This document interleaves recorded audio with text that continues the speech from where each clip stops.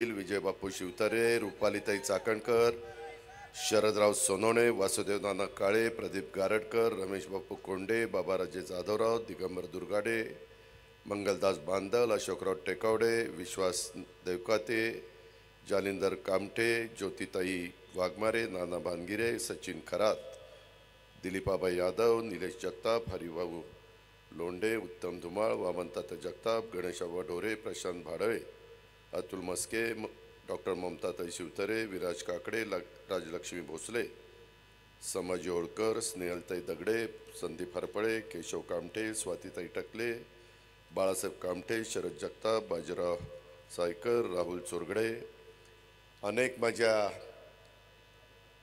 भारतीय जनता पक्ष, राष्ट्रवादी काँग्रेस, शिवसेना, RPIचे घटक, सगळे आमचे मित्रपक्ष महायुतीचे, याचे उपस्थित असणारे सर्व सन्मान्य आजी माजी पदाधिकारी, माझ्या पुरंदर विधानसभा मतदारसंघातनं पुरंदर आणि हवेलीच्या परिसरातून आलेले सर्व मतदार बंधू भगिनी, सर्व पत्रकार मित्र आणि माझ्या तरुण मित्रांनो, आज महात्मा ज्योतिबा फुले यांची जयंती. मी सुरुवातीलाच महात्मा ज्योतिबा फुलेंना विनम्र अशा प्रकारचं अभिवादन करतो. आज रमजान ईद पण आहे. मी ईद मुबारक. ईदच्या पण मी मनपूर्वक माझ्या मुस्लिम बांधवांना शुभेच्छा देतो. मित्रांनो, आज अनेकांचं लक्ष ह्या सभेवर अवलंबून. मी आपल्याला सुरुवातीला सांगतो, राजकीय जीवनामध्ये कोणीच कुणाचा शत्रू नसतो, कोणीच कुणाचा कायमचा मित्र नसतो. गेले 75 पेक्षा जास्त काळ ह्या देशाला स्वातंत्र्य मिळून झाला. अनेक चढउतार अनेक पिढ्यांनी बघितले. तसं आपण पण आता देशामध्ये काय चाललं ते बघता. मी पहिल्यांदा पुरंदरवासियांना सांगतो की बाबांनो, 140 कोटी जनतेचा कारभार उद्याच्या 5 वर्षाच्या काळामध्ये कोणाच्या हातामध्ये द्यायचा, हे ठरवणारी उद्याची निवडणूक आहे. लोकसभेची निवडणूक आहे. ही वावकीची गावकीची निवडणूक नाही. आपण अनेक गाव पातळीवरच्या निवडणुका बघितल्यात, स्थानिक स्वराज्य संस्थांच्या सहकारातल्या मार्केट कमिटीच्या निवडणुका बघितल्यात. त्या निवडणुका वेगळ्या अर्थाने चालतात, परंतु देश आणि 18 पगड जातीला, 12 बलुतेदारांना, शेवटच्या माणसाला न्याय देण्याची धमक आणि ताकद आज देशामध्ये जे वेगवेगळे राजकीय पक्षाचे नेते काम करतायत त्यांच्याकडे जर नजर टाकली तर कोण ह्या देशाला मजबूत अशा प्रकारचं नेतृत्व देऊ शकतो, अशा प्रकारचा विचार एक मतदार म्हणून आपण केला तर मित्रांनो, अतिशयोक्ती नाही, एकच नाव सर्वांच्या समोर येतं आणि ते म्हणजे पंतप्रधान नरेंद्र मोदी साहेबांचं. ही वस्तुस्थिती आहे. कारण मी पण एकेकाळी पंतप्रधान नरेंद्र मोदी साहेबांना विरोध करणारा कार्यकर्ता होतो, परंतु त्यावेळेस त्यांचं पुढचं विजन काय, त्यांची भूमिका काय, जगामध्ये भारताकडे बघण्याचा दृष्टिकोन काय राहणार आहे, आणि हे नेतृत्व करत असताना ज्याचा उल्लेख चंद्रकांत दादा पाटलांनी केला की त्यांच्या काळामध्ये जे जे निर्णय घेतले ते भारत मातेकरता घेतले, भारतीयांच्या करता घेतले. आज आजूबाजूचे कोणतेही आपले शत्रुराष्ट्र वाकड्या नजरेने आपल्याकडे बघत नाही. आजूबाजूच्या बहुतेक देशांची दयनीय अवस्था झाली. पाकिस्तान घ्या, श्रीलंका घ्या, काय अवस्था झाली तुम्ही पाहताय. काय तिथली परिस्थिती आहे. किंवा पंतप्रधान ज्यावेळेस परदेशात जातात किती प्रचंड उत्साहाने परदेशी माणूस किंवा तिथला भारतीय माणूस त्यांचं स्वागत करत असतो. त्याच्यामध्ये त्यांच्या शब्दाला महत्त्व देत असतो, पाठिंबा देत असतो. अशा प्रकारचं चित्र गेले 10 वर्ष आपण पाहतोय. आजही ज्यावेळेस एकनाथराव शिंदे, मी, देवेंद्र फडणवीस साहेब पंतप्रधान आपल्या राज्यामध्ये येतात, प्रोटोकॉल प्रमाणे आम्हाला हजर राहावं लागतं, आम्ही चर्चा करतो, त्यावेळेस पुढे अजून काय करायचं आहे, उद्याची निवडणूक पार पडल्यानंतर कुठले कुठले निर्णय आपल्याला तातडीने घ्यायचे, सतत भारताचा विचार हा त्यांच्या मनामध्ये असतो आणि त्यामुळे ही निवडणूक अतिशय महत्त्वाची आहे। मित्रांनो, आजपर्यंत तुम्ही अनेक खासदार निवडून दिलेले, मलाही एकदा निवडून दिलं, परंतु त्या प्रत्येकाच्या काळातली कारकीर्द आपण बघितली। आता जो उमेदवार महायुतीचा म्हणून घड्याळाचं चित्र देऊन तुमच्या समोर आम्ही दिलेला आहे, तोही उमेदवार पहा, त्याच्यामध्ये पाठीमागे 3 वेळेला खासदार म्हणून दिलेला उमेदवार, त्यांची 15 वर्षामध्ये काय कामं झाली ती पहा। मी एकनाथ शिंदे साहेबांच्या, मुख्यमंत्र्यांच्या साक्षीने सांगतो की यामध्ये माग ज्या 15 वर्षाकरता उमेदवार तुम्ही निवडून दिला खासदार म्हणून, त्यांच्यापेक्षा जास्त चांगलं आणि विकासाचं काम आणि केंद्राचा निधी आत्ताचा तुम्हाला दिलेला उमेदवार आणल्याशिवाय आम्ही कोणी गप्पा बसणार नाही। तुम्ही म्हणाल असं कसं बोलता? मित्रांनो, ज्याचा उल्लेख विजयराव शिवतारेंनी केला, आम्ही देखील सरकारमध्ये कधी होतो, कधी सरकारमध्ये नव्हतो, विरोधी पक्षामध्ये होतो, विरोधी पक्ष नेता म्हणून पण काम केलं आणि विकास करायचा म्हटलं तर तुम्ही सरकारमध्ये असल्यानंतर जास्त गतीने विकास होत असतो, निर्णय तुमच्या हातामध्ये असतात, त्याबद्दल धोरण ठरवायचं तुमच्या हातामध्ये असतं, एखादा नवीन अध्यादेश काढायचं तुमच्या हातामध्ये असतं। गेले 10 वर्ष पंतप्रधान नरेंद्र मोदींच्या नेतृत्वाखाली आपला भारत देश प्रगती करत असताना जर सातत्याने समोरच्या खासदारांनी विरोधच केला तर कसा विकासाला निधी मिळणार, कसा आपल्याला केंद्राचा निधी मिळणार, या गोष्टीचा पण विचार लोकप्रतिनिधींनी करायला हवा। नुसती भाषणं देऊन प्रश्न सुटत नाहीत, शेवटी लोकांची खळगी पोट ही भरली पाहिजे। आज देखील इथं आम्ही सगळेजण तुमच्या समोर बोलत असताना ज्यावेळेस विजयराव शिवतारेंनी एक भूमिका घेतली आणि त्यांनी ॲग्रेसिव्हली मांडली, पत्रकारांनी पण सातत्याने त्यांची भूमिका जनतेच्या समोर ठेवण्याचा प्रयत्न केला, ब्रेकिंग न्यूज दाखवली। ह्या सगळ्या गोष्टी घडत असताना मुख्यमंत्री एकनाथराव शिंदे अस्वस्थ होत होते। त्यांच्या मनामध्ये मी राज्याचा प्रमुख झालोय, भारतीय जनता पक्षाने 115 आमदारांचा पाठिंबा दिला, त्यामुळे आज महायुतीचं सरकार आलंय आणि ज्या जीवाभावाच्या सहकार्यांच्या करता मी मुख्यमंत्री झालोय आणि ह्या राज्याचा सर्वांगीण विकास करण्याचा मी प्रयत्न करतोय, त्यावेळेस माझ्या जीवाभावाचे सहकारी जर अशा प्रकारची भूमिका घेऊन पुढे चालले तर मग मला तरी कशाला मुख्यमंत्री पद हवंय, मी कुणाकरता हे करणार आहे, अशा प्रकारचं एक मनामध्ये त्यांच्या विचार यायला लागले। आणि त्याच्यातली एक गोष्ट विजयरावांच्या कानावर गेली आणि विजयरावांच्या मनामध्ये क्षणात बदल त्या ठिकाणी झाला। विजयराव जेवढे त्या ठिकाणी एखाद्याच्या मागे लागले की त्याला सळो की पळो करून सोडतात, मग मागचा पुढचा विचार करत नाही। त्याच्यामुळं मी विजयरावांचं शत्रुत्व पण पाहिलंय आणि मधी वर्षा बंगल्यावर आम्ही असताना मी, विजयराव, एकनाथराव शिंदे, देवेंद्र फडणवीस आम्ही सगळेजण बसलो होतो, त्यावेळेस त्यांनी माझ्या हातात हात दिला, म्हणलं आता अजित पवार मैत्री काय असते ते देखील विजयराव तुम्हाला दाखवून देईल, अशा प्रकारची एक भूमिका। आणि त्यांनी स्पष्ट सांगितलं वर्षा बंगल्यावर 2 तास बसलो होतो की मला माझ्या बारामती लोकसभा मतदारसंघातला भोरवेला मुळशी असेल, माझा पुरंदर हवेली असेल, माझा बारामती इंदापूर दौंड असेल, माझा खडकवासला असेल, ह्या भागातले प्रश्न राज्य सरकारच्या अधिकारातले आणि केंद्र सरकारच्या अधिकारातले सुटले गेले पाहिजे, त्याच्या संदर्भातलं त्यांनी त्या ठिकाणी निवेदन त्याही दिवशी दिलं, आजही आमच्या हातामध्ये इथं उतरलं दिलं। आणि त्यांनी पण स्वतःच्या भाषणामध्ये त्या गोष्टीचा उल्लेख केला। ते म्हणले मला स्वतःला काही नकोय, ज्या जनतेने माझ्यावर प्रेम केलं, ज्या जनतेने मला आमदार केलं, ज्या जनतेने मला राज्यमंत्री केलं, त्या भागातले प्रश्न जर नाही मी सोडवले तर मला झोप येत नाही। मला वेगवेगळ्या प्रकारचे आजार आहेत, परंतु त्या आजारावर मात करून मी लोकांचे प्रश्न सोडवण्याच्या करता दिवस रात्र मेहनत करत असतो, कष्ट घेत असतो आणि त्याच्यातनं एक एक गोष्टी त्यांनी सांगायला सुरुवात केल्या। मित्रांनो, त्यांच्या ज्या गोष्टी आहेत त्या राज्य सरकारच्या अखत्यारीतल्या बरेचशा आहेत. त्याच्यामध्ये नगरविकास खातं, पणन खातं, उद्योग खातं, ह्या 3 खात्याच्या विषयाच्या काही महत्त्वाच्या गोष्टी आहेत.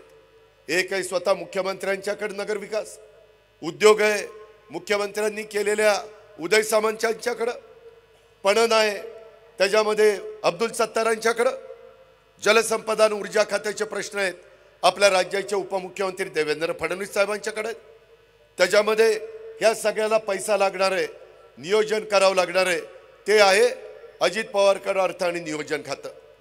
आणि त्याच्यामुळं हे सगळे प्रश्न आम्ही तिघांनी मनामध्ये आणलं तर हे मला अवघड अजिबात वाटत नाही. मी मागच्याही वेळेस समोरच्या ग्राउंडवर बोलत असताना सांगितलं आणि आज देखील मुख्यमंत्र्यांच्या साक्षीनं सांगतोय. त्याच्यामध्ये देवेंद्रजींनी मला सांगितलं, खरं तर अजित मला या सभेला यायचं होतं, परंतु अमित शहा देशाचे गृहमंत्री आपल्या महाराष्ट्रामध्ये मराठवाड्यामध्ये नांदेडला आले असताना तुम्ही पण नाही, मी पण नाही, एकनाथराव नाही, दिसायला बरं दिसत नाही आणि त्याच्यामुळं मी तिथं थांबतो, तुम्ही दोघं जण जावा, हे आपल्याला प्रश्न सोडवायचे आहेत. मित्रांनो, तुमच्या गुंजवणी धरणाच्या बद्दल आज राज्याच्या प्रमुखाच्या साक्षीनं मी सांगतो, जी काही मागणी विजयरावांनी केलेली आहे आणि जी माझ्या पुरंदरवासियांची आहे, जी माझ्या वेगवेगळ्या गावांची आहे, ती मागणी करत असताना भोरवाल्यांना, तिकडच्या वेलावाल्यांना त्यांचाही कुठं अडचण न होऊन देता हे काम उद्याच्या काळामध्ये गतीनं युद्ध पातळीवर करून देण्याची जबाबदारी आमची आहे. हे महात्मा ज्योतिबा फुले यांच्या जन्मदिनाच्या दिवशी आम्ही तुम्हाला शब्द देतो. आणि मी हेही सांगतो की आज फक्त ह्या निवडणुकीच्या निमित्तानं मतं मागण्याच्या करता मला किंवा एकनाथराव शिंदेंना यायचं नाही. अशा अनेक निवडणुका येणार आहेत, जाणार आहेत. ही निवडणूक झाल्यानंतर उद्याच्या विधानसभेला आम्हाला तुमच्या समोर यायचं आहे आणि त्याच्यामुळं काहीतरी थातूरमातूर सांगायचं आणि लोकांची दिशाभूल करायची, ही आमची कामाची पद्धत नाही, ही आमची अवलाद नाही. हे पण आपण सगळ्यांनी ह्या निमित्तानं लक्षामध्ये ठेवा. आणि त्याकरता ह्या सगळ्याला निधी आणि राजकीय इच्छाशक्ती ह्या सगळ्याची जोड पाहिजे आणि ते जोड देण्याचं काम एकनाथराव, देवेंद्रजी, मी, विजयराव आणि बाकीचे सगळे आम्ही सहकारी करू, अशा पद्धतीने ग्वाही मी आपल्या सगळ्यांना देतो. गुंजवणी प्रकल्पावर माझ्या भोरवेल्ला परिसरामध्ये, वांगणी, वाजेघर, शिवगंगा खोऱ्यामध्ये तिथंही पाणी पाहिजे, तिथंही आपलीच लोक राहतात, त्याचाही सर्वे त्या ठिकाणी झाला आहे, त्याच्यामध्ये सुप्रमा पाहिजे. मित्रांनो, मागं ज्यावेळेस 2.5 वर्ष मी एकनाथराव शिंदे मागच्या सरकारमध्ये होतो, त्यावेळेस 2.5 वर्षामध्ये 5-6 फक्त सुधारित प्रशासकीय मान्यता देण्यात आल्या. आताच्या काळामध्ये ज्या वेळेस सुधारित प्रशासकीय मान्यतेचा प्रस्ताव येतो, एकनाथराव शिंदेंच्या मार्गदर्शनाखाली, अध्यक्षतेखाली कॅबिनेट त्याला ताबडतोब मान्यता देते. ह्याही प्रकल्पाला प्रशासकीय मान्यता द्यायला विजयराव कोणती अडचण त्या ठिकाणी येणार नाही आणि तेही बरेच दिवसाची जी काही मागणी आहे ती आपण पूर्णत्वाला त्या ठिकाणी देऊ. मी आपल्याला एक सांगतो, विजयरावांनी बऱ्याच मागण्या केलेल्या आहेत. मित्रांनो, आम्ही ज्यावेळेस सरकारमध्ये गेले, आता मी जुलैपासून त्या सरकारमध्ये, एकनाथरावांच्या समोर कुठलाही विषय आला तर एकनाथराव सांगतात, जनतेचा विरोध पत्करून तो विषय तडीला न्यायचा नाही, लोकांना विश्वासात घ्यायचं आहे, उद्याच्याला लोकांना मोबदला चांगला द्यायचा आहे. त्यांच्याकडे पाठीमागच्या काळामध्ये समृद्धी महामार्ग नागपूर ते मुंबई होता, त्यावेळेस आम्ही त्या समृद्धी महामार्गाला विरोध करणारे होतो की तुम्ही लोकांच्या जमिनी कशाला घेता, त्याच्यामध्ये तुम्ही लोकांना शेती त्यांची उद्ध्वस्त का करता, कशाला पाहिजे तो महामार्ग. त्या संदर्भातली ही भूमिका औरंगाबादला धारा, त्याच्यामध्ये संभाजीनगरला आम्ही मेळावे घेतले.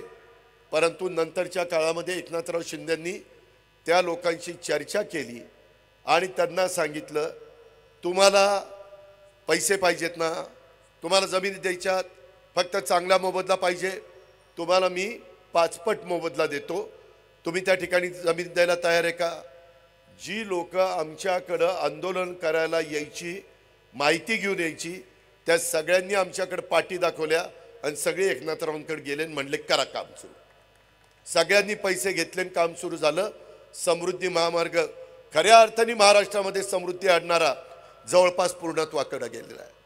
राज्य कारभार करत असताना लोकांचा विरोध पत्करून कुठलंही काम करायचं नाही असं महायुतीच्या सरकारचं धोरण आहे, राज्याच्या मुख्यमंत्र्यांचं धोरण आहे. मी त्यांच्या देखत सांगतोय, म्हणजे असंही काही नाही की मुख्यमंत्री इथं नाही, त्यांच्या साक्षीनं सांगतोय. आणि त्या प्रकारे इथले जे जे प्रश्न असतील, विमानतळाच्या संदर्भातले प्रश्न असतील, रिंग रोडच्या संदर्भातले प्रश्न असतील, खालच्या भागातले फुरसुंगीचे डेव्हलपमेंट प्लॅनच्या संदर्भातले प्रश्न असतील. आत्ताच विजयराव बोलत असताना शिंदेसाहेब मला सांगत होते की अजित, आपण जर काही गावं एखाद्या महानगरपालिकेमध्ये घेतली किंवा ग्रामपंचायतीची काही वेगळ्या प्रकारची भूमिका घेऊन तिथं आपण नगरपालिका केली तर तिथला टॅक्स वाढतो. आता आपण नवीन धोरण स्वीकारलेलं आहे.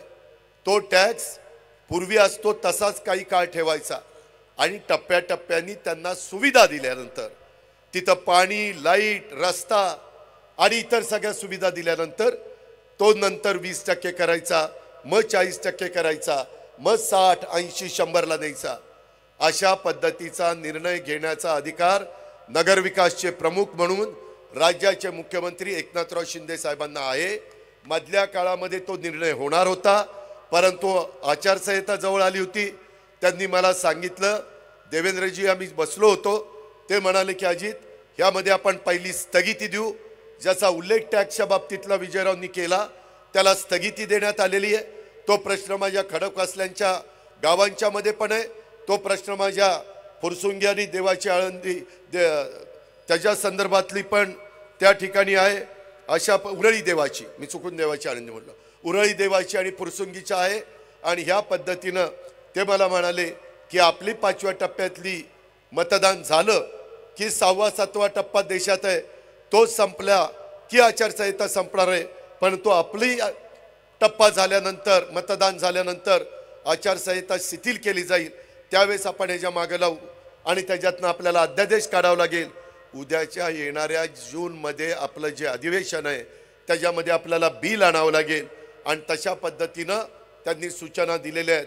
त्याच्यामुळं पुरंदरवासियांनो, हवेलीवासियांनो आणि माझा खडकवासला आणि बाकीचा जो भाग माझ्या पुणे जिल्ह्यामध्ये येतो त्या सर्व सहकाऱ्यांना सांगेन की त्याही बाबतीमध्ये मुख्यमंत्र्यांनी लक्ष घातलेले, स्थगिती दिलेली आणि त्याच्यानंतर साधारण त्या भागातल्या माझ्या नागरिकांना परवडेल अशा पद्धतीनं तो टॅक्स तिथं लावला जाणार आहे. ह्याही गोष्टीची नोंद आपण सर्व सहकारी मित्रांनी घ्यावी. विमानतळाच्या बाबतीमध्ये देखील जनतेचं सहकार्य असेल, शेतकऱ्यांचा पाठिंबा असेल तरच आम्ही त्यामध्ये पुढे जाणार आहोत. ही गोष्ट आपण लक्षामध्ये घ्या. पण आज आपल्या जिल्ह्यात कुठं ना कुठं आंतरराष्ट्रीय दर्जाचं विमानतळ ज्या भागातले शेतकरी, ज्या तालुक्यातले शेतकरी पुण्याच्या आजूबाजूला जमीन द्यायला तयार होतील, तिथं आपल्याला पुढच्या जर आपल्या 4 पिढ्यांचं भलं होणार असेल तर विमानतळ केल्याशिवाय गत्यंतर नाही. पण हे करताना लोकांचा विरोध डावलून, पोलिसी खाक्या दाखवून, दंडुकेशाही करून आम्ही कुठलंही काम महायुतीच्या सरकारमध्ये एकनाथराव शिंदे साहेबांच्या नेतृत्वाखाली करणार नाही. ही पण गोष्ट मी तेवढीच स्पष्टपणे आपल्या सगळ्यांच्या लक्षामध्ये या निमित्तानं आणून देऊ इच्छितो. उरळी देवाच्या संदर्भात, फुरसुंगीच्या संदर्भामध्ये विशेषतः पाण्याच्या बद्दल 118 कोटीचं मजिप्राचा कामाचा उल्लेख त्यांनी केला. सुरुवातीला मी तिथं होतो तेव्हा 25 कोटी दिले. त्याच्यानंतरच्या काळामध्ये एकनाथरावांनी बाकीचे सगळे पैसे दिले. तिथं अजून पण काही भागामध्ये मिसिंग वितरण लाईन्स टाकावे लागणार आहेत, त्या पण टाकण्याच्या बद्दल राज्य सरकारने सकारात्मक भूमिका घेतलेली आहे. त्याच्या संदर्भामध्ये हे सगळं काम करत असताना बारामतीच्या 29 जिरायत गावासह माझ्या पुरंदरच्या 5 गावांच्यासाठी नीरा नदीतलं जे पाणी ओव्हरफ्लोचं आपल्या वीरमधनं पडतं, वीर धरण हे साधारण 9 TMCचं आहे. तुम्हाला आश्चर्य वाटेल, 3 वेळेला 4 वेळेला वीर धरण भरेल एवढं पाणी वीरवरून खाली पडतं. नीरा नरसिंगपासून भीमेला मिळतं आणि भीमेपासून कर्नाटकाला निघून जातं. ही फॅक्ट आहे, ही वस्तुस्थिती आहे. आणि त्याच्यामुळं वीरमधनं खाली पडणारं पाणी तिथं मोठं जॅकवेल करायचं आणि तिथनं मोठा पंप लावून त्या ठिकाणी उचलायचं. मित्रांनो, हे आता घडू शकतं. ह्याच्या पाठीमागच्या काळामध्ये एवढे मोठे पंप नव्हते. तुम्हाला माहिती आहे, आपल्या देशातल्या एका राज्याने तिथल्या मुख्यमंत्र्यांनी 1,00,000 हॉर्सपॉवरचे पंप तिथं बसवले आणि त्यांच्या क्षेत्राला बागायती केलेलं आहे। 1,00,000 हॉर्सपॉवर तुमच्या आमच्या घरात 300, 500, 750, 10, 15, 20 मोटर असते। 1,00,000 विचार करा। आणि तशा पद्धतीने आज भारतामध्ये चालू आहे। त्यांनी तर 2,00,000 हॉर्सपॉवरचे पंप बसवलेले आहेत आणि त्यामुळं त्यांनी ज्यावेळेस भूमिका मांडली, मी देवेंद्रजींना सांगितलं की देवेंद्रजी मी पण अधिकाऱ्यांशी बोलतो, कारण 5 वर्ष माझ्याकडे खातं होतं, विजयरावांच्याकडे पण काही वर्ष हे खातं राज्यमंत्री म्हणून त्यांनी पाहिलेलं होतं आणि त्याच्यामुळं हे पाणी कुणाच्या तोंडाचा घास आपण काढत नाही। हे ओव्हरफ्लोचं पाणी साधारण 1.5-2 महिने आपलं वीर धरणात भरल्यावर जे जातं ते तिथल्या तिथं मोठ्या प्रमाणावर उचलायचं आणि वरच्या भागामध्ये जेवढी तळी आहेत, जेवढे साठवण बंधारे आहेत, जेवढे त्या ठिकाणी शेततळी आहेत, हे सगळे भरून जे नाझरं आहे तिथं खालच्या बाजूला केटीवेअर आहेत किंवा आपल्या करेला केटीवेअर आहेत, ह्यामध्ये ते करता येतं। हे स्वप्न नाही, ही वस्तुस्थिती आहे आणि हे आपण करू शकतो। आणि तशा पद्धतीचे आर्थिक क्षमता ही तुमच्या माझ्या राज्याची आहे। 1 नेशन 1 टॅक्स स्वतः नरेंद्र मोदी साहेबांनी आणला। तुम्हाला माहिती आहे देशामध्ये सगळ्यात जास्त टॅक्स देणारं जीएसटीचं आपलं राज्य आहे। आपण जीएसटी त्यांना निम्मा देतो, निम्मा आपल्याला ठेवतो। आज मुख्यमंत्र्यांच्या नेतृत्वाखाली जे सरकार आम्ही चालवतो 6,00,000 कोटीचं तुमचं बजेट आहे आणि दरवर्षी त्याच्यामध्ये 10% वाढ होते, म्हणजे 6.5 लाख 7 लाख असं ते वाढत जात आहे। तेवढी ताकद तेवढी क्षमता महाराष्ट्राच्या भूमीमध्ये आहे आणि देशाच्या पंतप्रधानांना पण आपली अर्थव्यवस्था 5व्या क्रमांकावर 3ऱ्या क्रमांकावर द्यायची। त्याचा फायदा आपल्यालाही होणार आहे, कारण आपल्या मुख्यमंत्र्यांनी आपली अर्थव्यवस्था त्या 3ऱ्या क्रमांकावर जाईल त्याच्या वेळेस $1,00,000 अर्थव्यवस्था ही आपली कशी होईल याही बद्दल आमची सगळ्यांचा प्रयत्न चालू आहे। मुख्यमंत्र्यांच्या अध्यक्षतेखाली स्थिती त्या ठिकाणी कमिटी आहे। मित्रांनो, हे जसं नीरा नदीतनं करा नदीत आणि इतर भागामध्ये पाणी आणायचं सिंचनाद्वारे मी आपल्याला सांगितलं, तसं उतरवलीला MIDC तिथं काहीतरी 700 का काही एकर जमीन विजयराव म्हणत होते की 750 आहे, ते आहे उदय सामंतांच्या हातात। उदय सामंतांना मंत्री केले एकनाथरावांनी सांगितल्यानंतर आचारसंहिता संपल्यावर हेही काम आणि पुरंदर तालुक्यामध्ये दिव्याला ज्याचा उल्लेख तुमच्या सगळ्यांच्या वतीनं विजयराव बापूंनी केला, तिथंही आपल्याला MIDC त्या ठिकाणी IT पार्कला काही जास्त पाणी वगैरे लागत नाही। IT पार्कला फक्त जमीन लागती, रहदारीच्या दृष्टिकोनातून रस्ते चांगले लागतात, त्याच्यामध्ये मेट्रो लागती। आम्ही आता मेट्रो देखील पुढे आणण्याचं ठरवलेलं आहे। टप्प्याटप्प्याने या मुख्यमंत्र्यांचं आणि महायुतीच्या सरकारचं स्वप्न आहे की सासवडपर्यंत मेट्रो आणायची। आता आम्ही तिथं कात्रजपर्यंत आणली, तिथंच त्या ठिकाणी मंजुरी चांदणी चौकापर्यंत दिली। इकडं हडपसरच्या पुढं आम्ही लोणी काळभोरपर्यंत जातोय, तिकडं आम्ही वाघोलीपर्यंत जातोय, तिकडं आम्ही चाकणपर्यंत जातोय आणि इकडं आम्ही सासवडपर्यंत येणार आहे। हे करायला केंद्राचा पैसा लागतो। मेट्रो करायची म्हटलं तर 20% केंद्राचे, 20% राज्याचे आणि 10% तिथले स्थानिक आणि 50% कर्ज। त्याच्याकरता आपल्या विचाराचा, सत्ताधारी पक्षाच्या विचाराचा खासदार गेला पाहिजे। नुसता विरोधी पक्षामध्ये भाषण करून जाणारा खासदार काही उपयोगाचा नाही।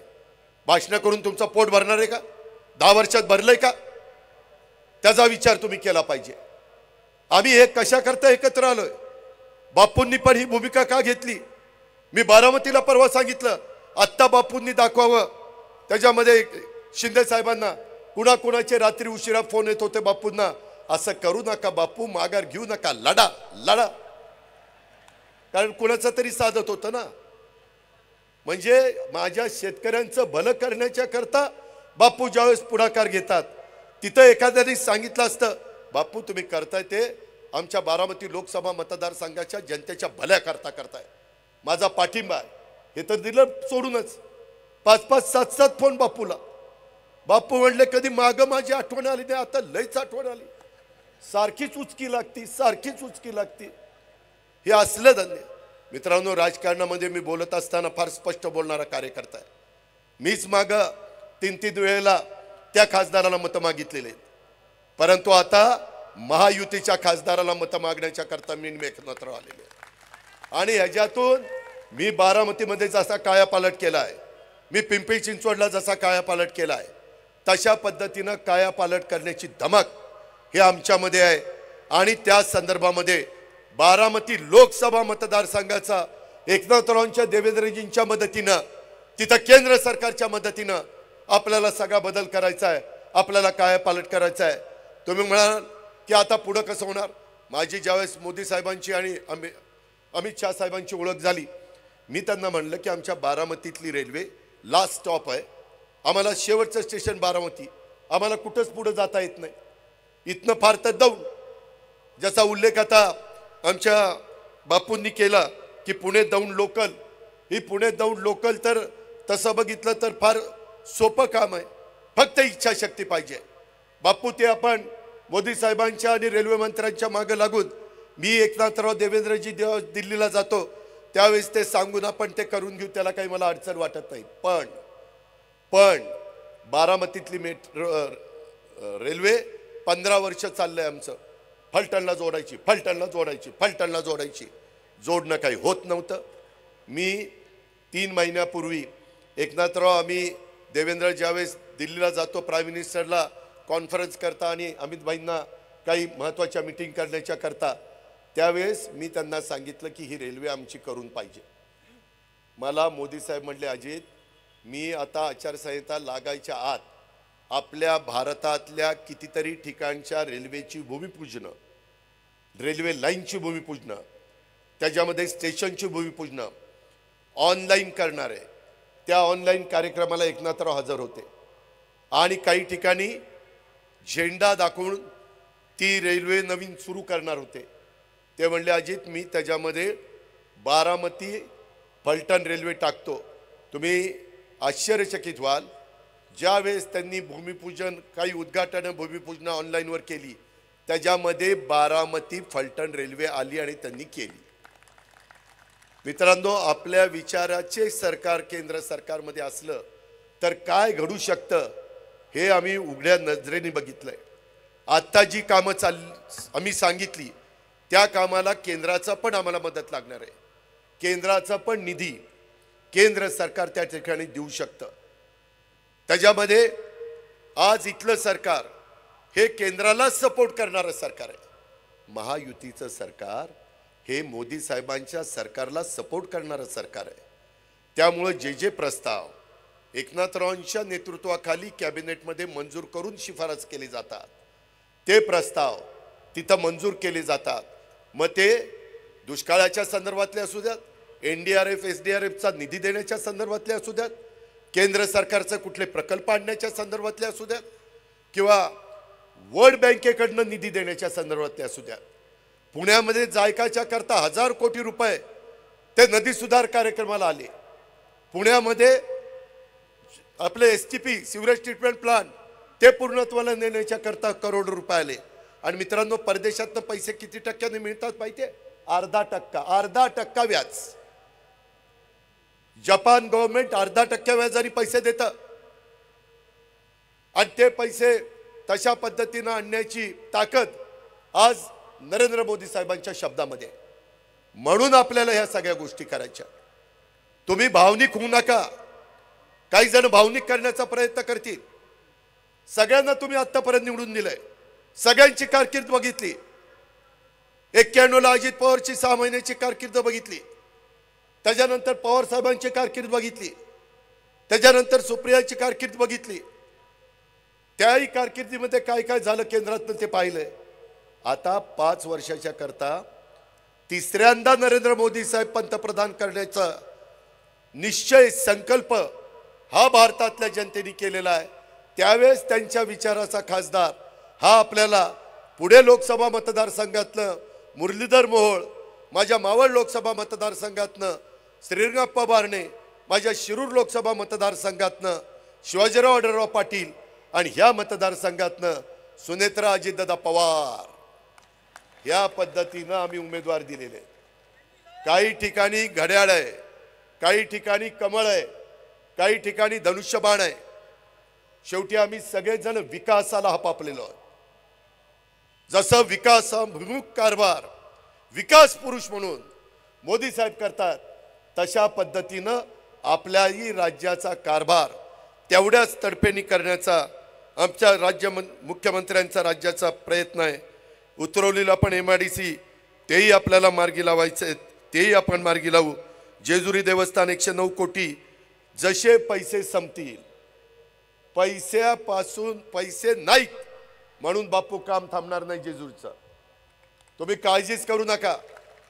तुम्ही फक्त सगळ्या जेजुरीकरांनी, सगळ्या पुरंदरवासियांनी काम दर्जेदार जेवढं लवकर मारता येईल तेवढं मारा काम, आणि त्याच्यातनं निधी देण्याची जबाबदारी ही आमची सरकारची राहील.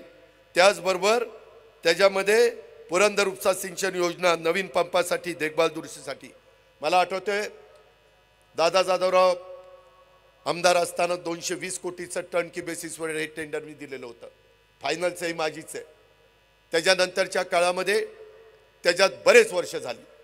आता पंप खराब झाले, आता मोटारी खराब झाल्या, आता हाय स्पीडच्या मोटारी आल्यात, आता नवीन पंप आलेत, काही ठिकाणी पाईपलाईन थोडी खराब झाली.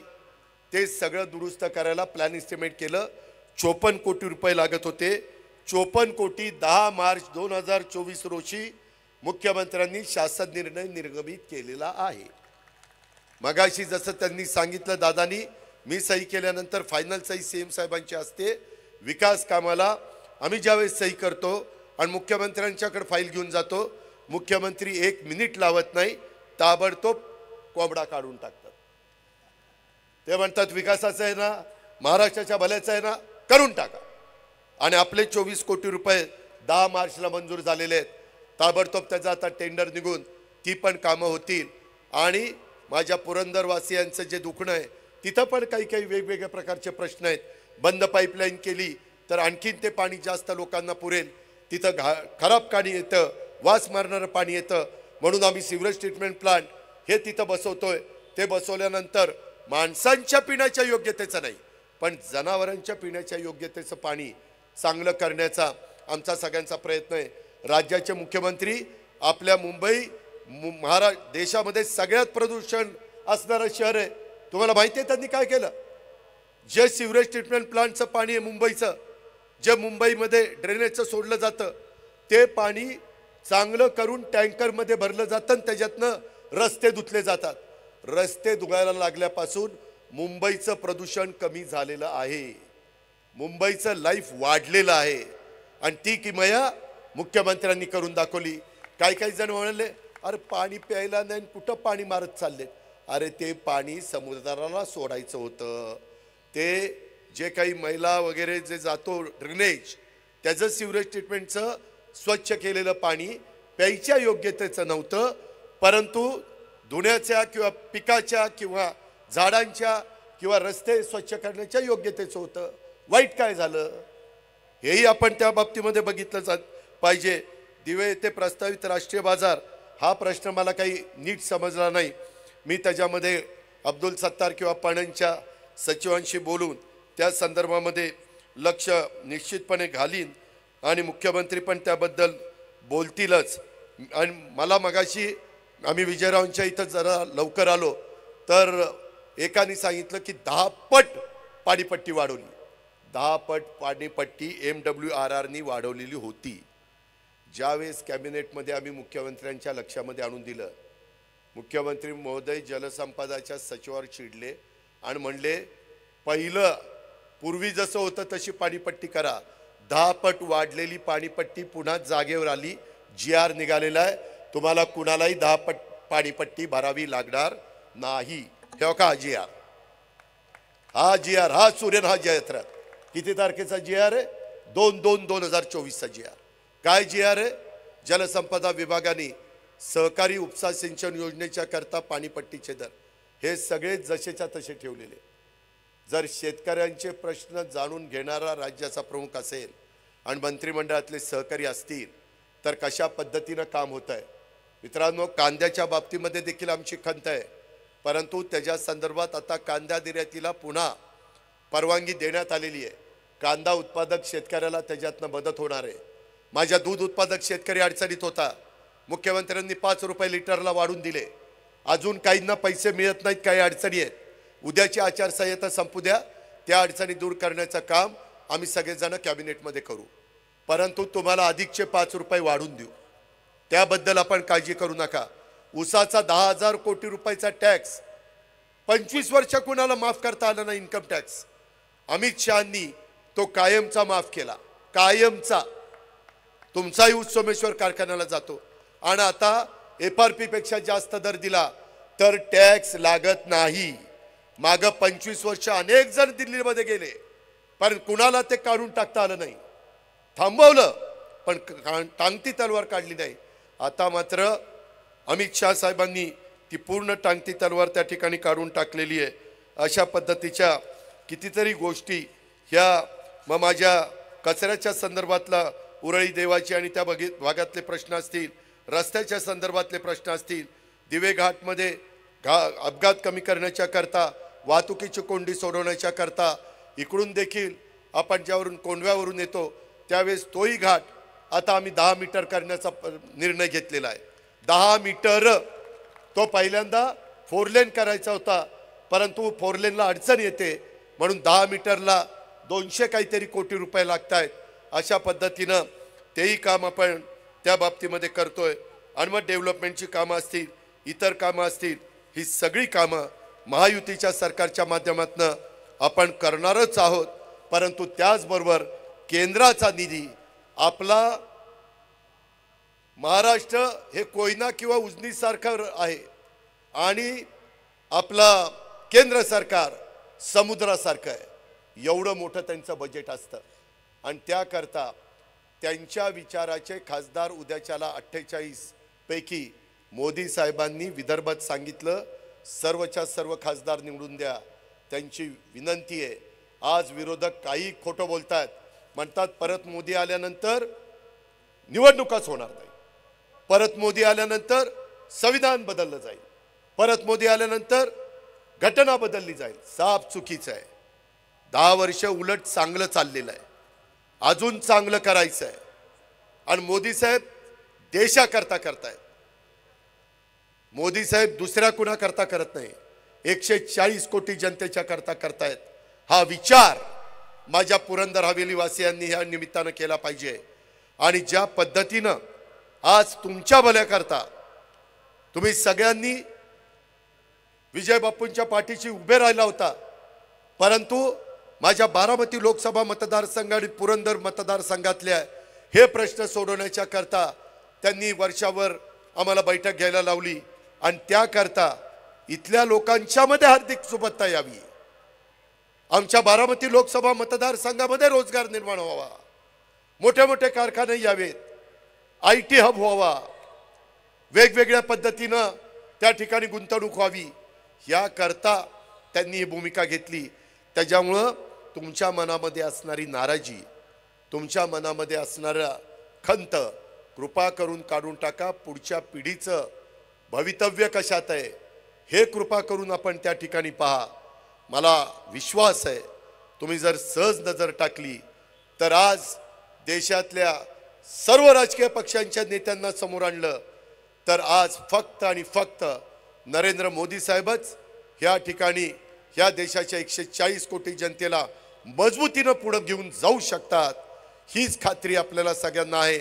म्हणून आपण उद्याच्या निवडणुकीच्या निमित्तानं बारामती लोकसभा मतदारसंघामधनं महायुतीच्या उमेदवार या नात्याने आपण घड्याळाचं चिन्ह घेऊन उभे असणाऱ्या सुनेत्रा अजितदादा पवार, मी अजितदादा का म्हणतो ते नाव सुनेत्रा अजितदादा पवार त्या ह्याच्यामध्ये आहे, कशात इलेक्शन मशीनमध्ये EV मध्ये, त्याच्याकरता म्हणतो, नाहीतर म्हणा ही नेहमी अजित पवार म्हणतं, आता अजितदादा काय चाललंय ह्याचं, तर ते त्याच्याकरता चाललंय, माझ्याकरता नाही चाललंय।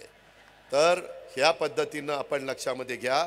आजच्या सभेच्या निमित्तानं वेळात वेळ काढून आज राज्याच्या मुख्यमंत्र्यांना पण सगळीकडे जायचं असतं, परंतु त्यावेळेस वर्षावर त्यांनी शब्द दिलेला होता।